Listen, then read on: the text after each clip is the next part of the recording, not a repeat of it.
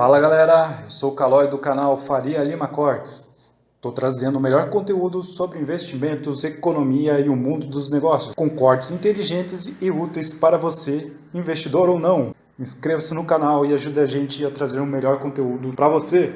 E agora, pensando na moeda em si, será que isso poderia ser bom para o Brasil? Logicamente, dependeria muito de como seria feito, e há bem pouca informação sobre isso, mas é bem complicado você tentar criar uma moeda comum para países tão diferentes quanto o Brasil e a Argentina, e chamando outros países da América Latina para integrar esse bloco. Imagina uma Venezuela entrando nesse bloco. Apenas pensando que nós teríamos que ter um banco central para tomar conta dessa moeda. E aí já estamos entrando numa esfera de que um dia ela poderia substituir real e o peso. Como é que esse banco central lidaria com inflações tão diferentes? Porque imagina o Banco Central da Europa olhando para a inflação nos países europeus. Ela não é tão diferente assim, mas mesmo assim ele já tem muito trabalho na hora de definir se vão subir os juros, o quanto vão subir, porque mesmo com inflações mais ou menos semelhantes, tem uma Itália que é muito mais endividada em comparação a uma Alemanha. Qual vai ser o peso da subida de juros sobre a dívida pública italiana? Então esse tipo de preocupação aqui na América do Sul é ainda maior, porque se você pega a inflação hoje, a da Argentina em 12 meses está batendo 94,8%, enquanto a do Brasil